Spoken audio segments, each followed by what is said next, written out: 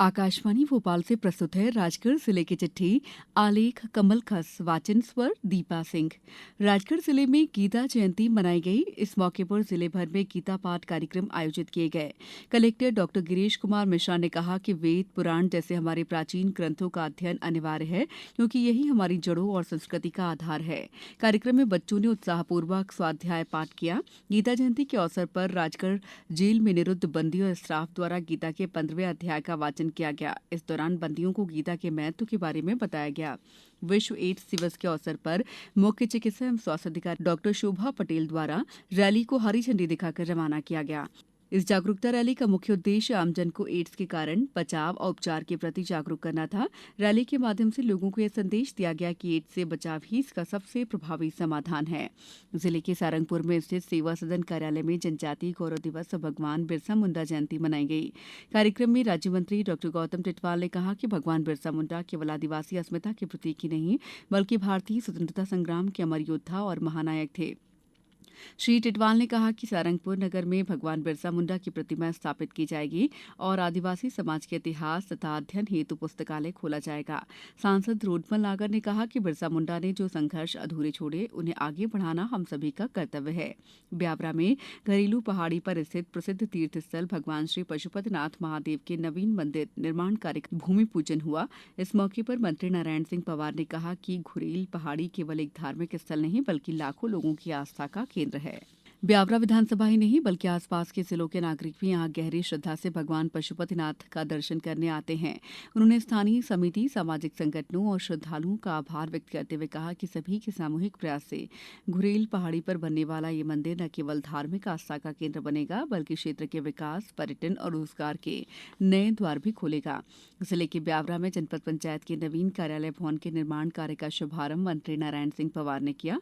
भवन 5,25,67,000 रुपए की लागत से ग्राम मोहनीपुरा में बनाया जाएगा।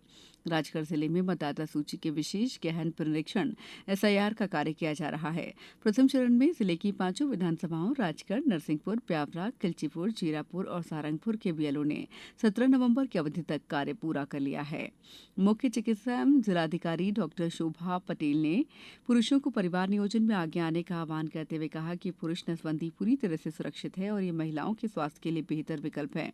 जिला अस्पताल में 21 नवंबर से 4 दिसंबर तक आयोजित पुरुष नसबंदी पखवाड़े के अवसर पर उन्होंने सभी मैदानी कर्मचारियों को इस सुरक्षित प्रक्रिया से पुरुषों को जागरूक करने पर जोर दिया। जिले में आईपीएल द्वारा किसान संगोष्ठी आयोजित की गई। इसमें विशेषज्ञों ने खेती में बढ़ते रासायनिक प्रभावों और मिट्टी की घटती उपजाऊ क्षमता को देखते हुए किसानों को डीएपी की जगह टीएसपी उर्वरक अपनाने की सलाह दी।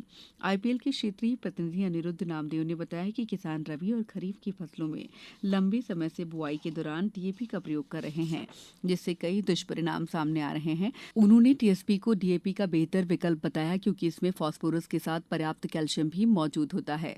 जिला प्रशासन द्वारा जिले में दूध का दूध और पानी का पानी अभियान चलाया जाकर शहर और नगर में चलित लैबों में दूध डेयरियों पर जाकर दूध, दही, पनीर आदि के सैंपल लेकर मौके पर ही जांच की जा रही है।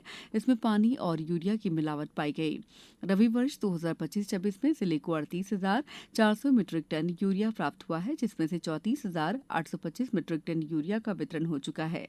यूरिया की उपलब्धता में शेष 3,575 मीट्रिक टन और ट्रांजिट में यूरिया 4,091 मीट्रिक टन है। उप संचालक कृषि ने बताया कि जिले में यूरिया और अन्य फास्फेट उर्वरकों की पर्याप्त मात्रा में उपलब्धता है। जिले में उर्वरक की कमी नहीं है। जिले के ब्यावरा में श्री खाटू श्याम मंदिर में मोक्षदा एकादशी मनाई गई। इस साल मोक्षदा एकादशी और गीता जयंती के शुभ संयोग पर मंदिर परिसर में भक्तों की भारी भीड़ रही। हजारों श्रद्धालुओं ने बाबा खाटू श्याम के दर्शन कर आशीर्वाद प्राप्त किया। सुबह की आरती से ही दर्शन के लिए लंबी कतारें लगनी शुरू हुई, जो देर रात तक जारी रही। मंदिर प्रबंधन समिति ने व्यापक तैयारियां की। पूरे मंदिर परिसर को रंगीन रोशनियों, पुष्पमालाओं और पारंपरिक सजावट से जगमगाया गया, जिससे वातावरण आध्यात्मिक सुगंध से भर गया। जिले की चिट्ठी समाप्त हुई।